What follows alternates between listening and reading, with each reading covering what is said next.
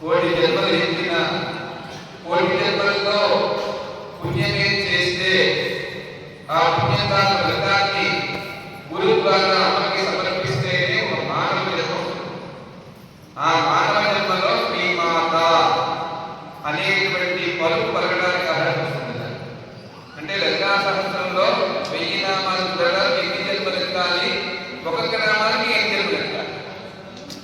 కానీ కలియుగంలో స్తోత్ర ప్రియాసి త్రిమతి స్థితి సంస్కృతమైవ నామవాదాన్ని నర్మేదానంతే విజ్ఞానమేశ్వరి. అంటే జగత్తులో సంరక్షించడానికి రాబోయే యుగంలో భయము, గీతాహము, శత్రుభయము, ఆందోళన, అవివేకము, అనాచారము, అధర్మము, అసత్యము, అలజడి ఇన్ని కూడా వస్తాయి. బాగా ఉడికే నీరు ఎలా కనిపిస్తుంది? ప్రశాంతంగా ఉంటే ఎలా ఉంటుంది? బాగా ఉడికిపోతూ ఉడకబెట్టి నీరు ఎలా కనిపిస్తుంది? చెప్పండమ్మా, మీరే ఎక్కువ చూస్తారు మాకండి. ఎలా ప్రశాంతంగా నీలా ఉంటుందా? దాని ప్రభావం చూపిస్తుంది. అలాగే పొయ్యి మీద నీరు పెట్టగానే ప్రశాంతంగా ఉంటుందా, అల్లజడి సృష్టిస్తుందా? ప్రశాంతంగా ఉంటుంది. అంటే అది సలసలసల మలికే వరకు కూడా ప్రశాంతతనే ఇస్తుంది. చూశారా అక్కడ? అంటే అమ్మని ప్రశాంతంగా ధ్యానం చేసుకోవాలి. డాక్టర్గా నిదర్శనం ఒకలా ప్రశాంతత కోల్పోయే విధంగా మన ఆలోచన చేసి ఆమె అది ఇది అది కాదు ఇది కాదు అది చూడు ఇది చూడు నన్ను పట్టించుకోవట్లేదు ఏంటి అని సృష్టించే అనుకోండి. గంభీరా గగనాంతరూప వాళ్ళెవ్వరికి చెప్పదుట ఏంటి బాధ అంత మనసులో. అంటే 64 కోట్ల మంది కూడా ఏం చేస్తారు? మనం తీసుకెళ్ళి లోపల ఎక్కడ కూర్చోబెట్టిస్తారు. బంధురాలక అంటే ఎవరి మొహం చూడనంత ఘోరంగా విశ్లేషిస్తారు. అంటే మన ఏంటి పుణ్యకీర్తి, పుణ్యలభ్య, పుణ్య శ్రవణ కీర్తన, మన బ్యాలెన్స్ లేవి, పుణ్యాలు లేవు. కానీ నలుగురితో మనం ఎక్కడైపోయాం. ఎటువైన తర్వాత ఏం చేస్తుంది? అక్కడ మెయిన్ గేట్ మీద ఆపిస్తారు. ఏంటి అడుగుతారు? పాస్ ఉందా అంటే లేదు, పాస్ అయ్యాను అంటే ముందుకు వచ్చేసారు. పాస్ అయ్యింటే పరీక్ష పాస్ ఉంటారు, పాస్ అయ్యానంటే ముందుకు రాదు. పాస్ అయ్యేవా లేదు, పాస్ అయ్యాను వీటితో అనేసి వచ్చేస్తే అలాగా అన్నీ బయట తీసుకెళ్తారు. ఇది సత్యమమ్మ. ఎవరు ఎదిగినా ఎవరు ఎదగకపోయినా గురువులు మునులు తపస్సానులు గ్రహించి అందులో ఉండేటువంటి ప్రతిదీ భావయుక్తంగా మనకు అందించారు. మన అనుభవాన్ని కలుగ చేయడానికి వాళ్ళు ఎన్నో సాహసాలు చేశారు. వాళ్ళకంటే గొప్ప సాహసం మనం చెయ్యలేము. వాళ్ళ సాహసాన్ని వాళ్ళు ముసుగెలిపినటువంటి చైతన్య ప్రమాణాన్ని పట్టుకుని మనం బతుకుతున్నాం. మనం అదే నెక్స్ట్ జనరేషన్కి అందిస్తే ఈ కలియుగ ప్రభావం కాలంతా కూడా కొంతైనా తగ్గించేటువంటి ప్రయత్నం చేసేదే శ్రీయంత్రము. శ్రీయంత్ర స్థాపన, ఖడ్గమాల స్తోత్రము. ఖడ్గమాల అంటే ఏంటనుకున్నారు? చాలా మంది చాలా రకాలుగా పాపం తెలుసో అదే మన పరీక్ష పెట్టడానికో ఖడ్గమాల అమ్మబాబు ఖడ్గమాల చేయకూడదు, ఖడ్గమాల చేసిందే పోతుంది, ఖడ్గమాల చేసేదే పోతుంది, ఏమైపోతుంది ఆ వచ్చేస్తుంది. మనం చేయడానికి ఏం చేస్తున్నామండి? ఖడ్గమాల నుండి చేస్తున్నాం.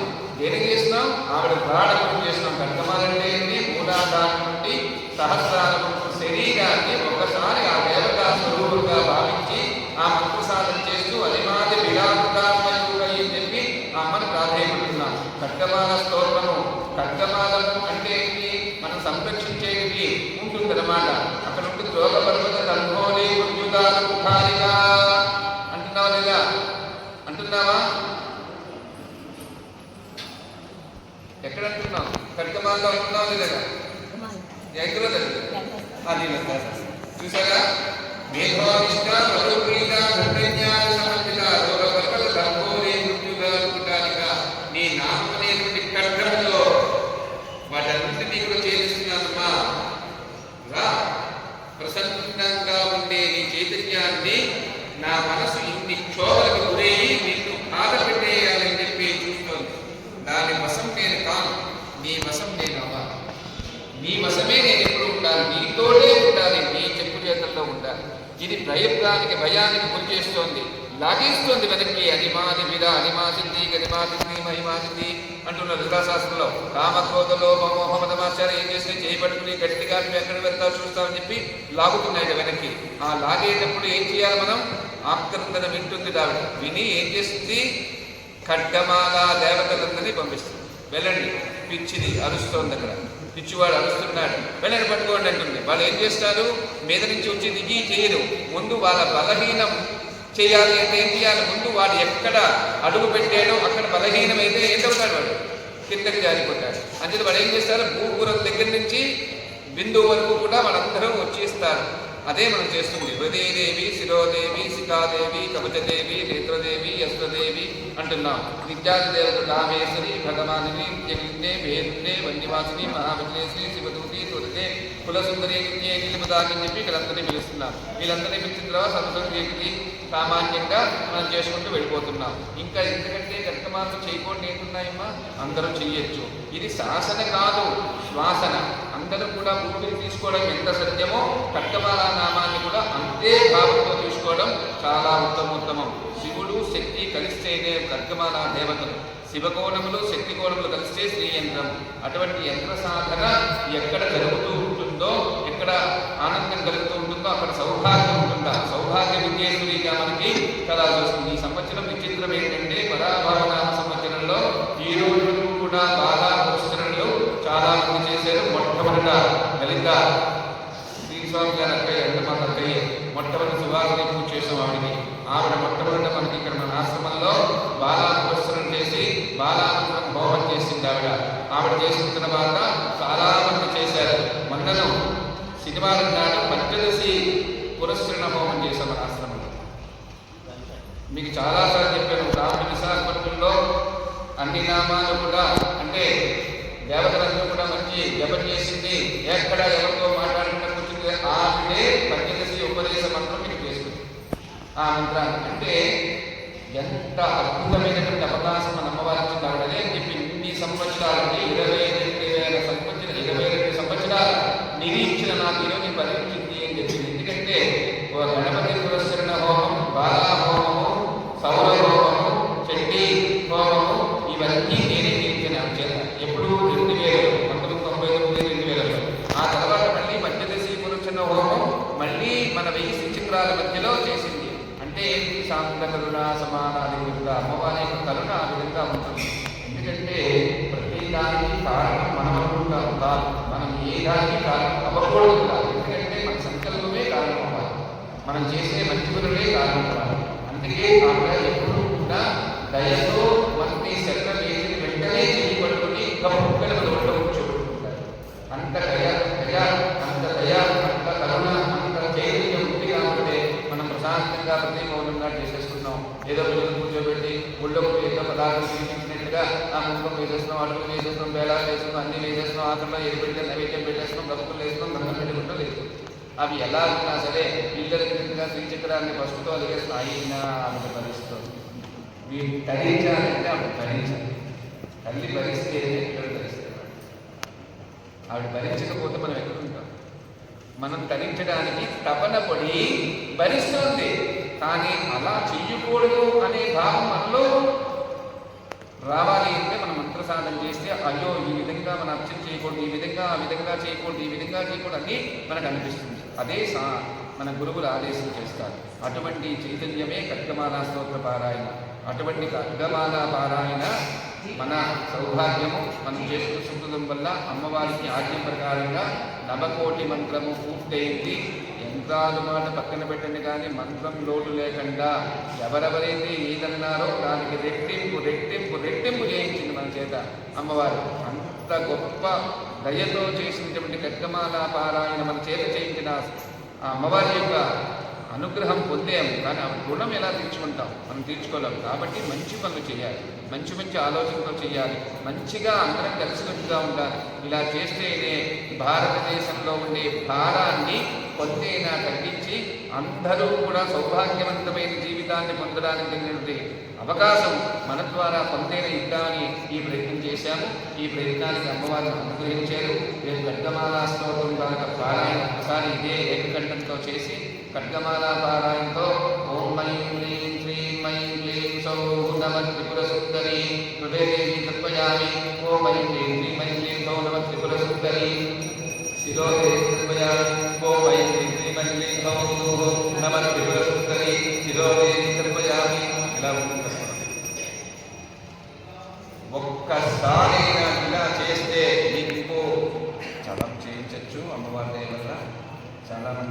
టీకాలు కూడా పెడుతున్నారు. శ్రీకాకుళంలో చూశారు, మనం కూడా వెళ్ళాను.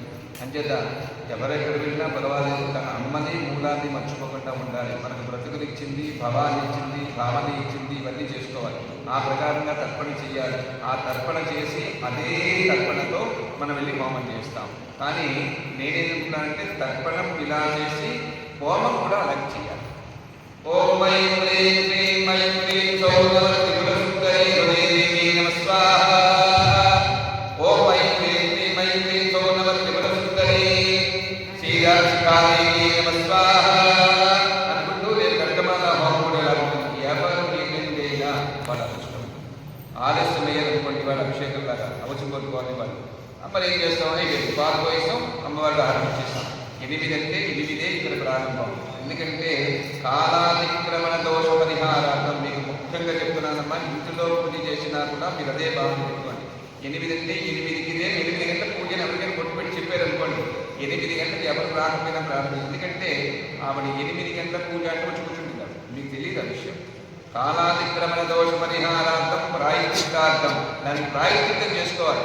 అలాగా లేట్ అవుతున్న కొద్దీ ప్రాయశ్చిత్తం చేస్తే ముందు రోజంతా ప్రాయశ్చిత్తం అయిపోతుంది. అమ్మవారి పూజ ఇప్పుడు అవ్వదు కదా.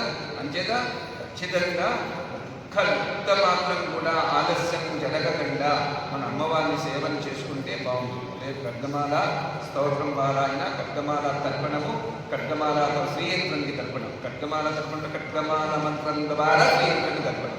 శ్రీయంత్రం తర్పణం అయిన తర్వాత ఆ శ్రీయంత్రాన్ని కూడా హోమగుండకి తీసుకెళ్ళి ఓం ఐం హ్రీం శ్రీం ఐం హ్రీం సౌరవతి గురుసుందరీ నమః స్వాహా, హృదయదేవీ నమః స్వాహా అని అమ్మవారికి ద్వారా అగ్నిహోత్రం ద్వారా అమ్మవారికి వైశ్వానం ద్వారా అగ్నిహోత్రంతో అమ్మవారికి స్వాహా అని చెప్పి ఆ బిందువులు మళ్ళీ తీసుకొచ్చి యంత్రం మీద వేస్తాం. మళ్ళీ హృదయదేవి, శిరోదేవి అలా ఎన్ని ఉన్నాయో అన్ని బిందువులు మళ్ళీ యంత్రం మీద సమర్పిస్తాం. అప్పుడు సంపాద్య ఆద్యం అవుతుంది. అంటే హోమగుండికలో యంత్ర సాధనకి మంత్ర సాధనకి ఆ మంత్రంతో చక్కగా ఇచ్చి దానికి షోడశకళావాహన చేసి రేపు విష్ణుకళ, శివకళ, చంద్రకళ, సూర్యకళ ఈ కళలన్నీ కూడా రేపు సాధ్యమైనప్పుడు రేపే చేస్తాము. తప్పితే ఎల్లుండి ఉదయం దానికి కళావాహన చేసి అప్పుడు ప్రతిష్ట. ఏమా అంచేత ఇంత సౌభాగ్యం, ఇటువంటి శ్రీయంత్ర స్థాపన మనకు తెలిసి నాకు తెలిసి నిన్న మా పక్కన చెప్తున్నారు, భారతదేశంలో స్త్రీయంత్ర స్థాపన చేసేటువంటి స్తూపం లేదు. ఇది ఖచ్చితంగా మొట్టమొదటి వేదం ఇదే అవుతుంది అని వారు చెప్పారు. వారు చెప్పిన వారు కూడా చిన్నవాళ్ళు కాదు. సాక్షాత్ జగద్గురువులు శృంగేరి పీఠంలో సాక్షాత్ పరాదేవత ఆశ్రమంలో ఆశయంలో అమ్మవారి సేవ చేసేటువంటి మహత్తరమైన వ్యక్తి మనం వచ్చి అప్పుడు మనకు నమ్మకం కలగాలి కదా. మనం చేసేదే గొప్పది అనుకోవడం కాదు, మనం చేసే పని గొప్పది బాధ్యత. చెప్పినప్పుడే మనం చేసేటువంటిది అమ్మకు చెందుతున్న ఆనందంతో కలిగేస్తాం.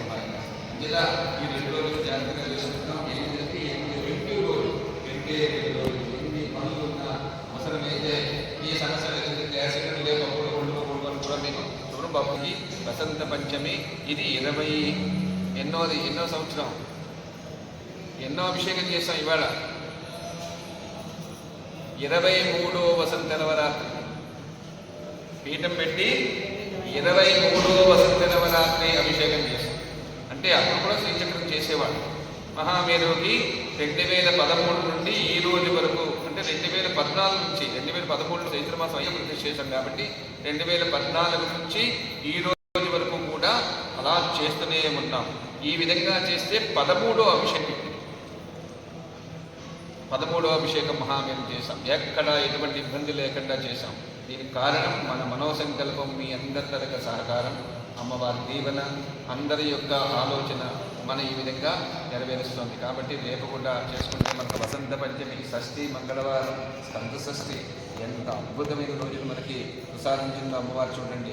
అలాగే సప్తమి బుధవారం మృగశిర నక్షత్రం, అంటే అమ్మవారి ఆలయాన్ని శంకుస్థాపన చేసినటువంటి చిత్తా నక్షత్రంతో చేశాం. ప్రతిష్ట మృగశిర నక్షత్రంతో చేసాం. అలాగే అమ్మవారి ధనిష్ట నక్షత్రం చేసాం. అంటే చిత్తా నక్షత్రంతో ఆటోమేటిక్గా అంటే కుజ నక్షత్రంతో ఇన్ని చేయడానికి అవకాశం మనకు అమ్మవారిని ప్రసాదించింది. అదే నక్షత్రంతో లక్ష్మీగా మనందరి అదృష్టం వృద్ధి మృగశిర నక్షత్రంతో ముహూర్తం కుదిరింది. శ్రీయంత్రం స్థాపన చేద్దాము, కలశ స్థాపన చేద్దాము.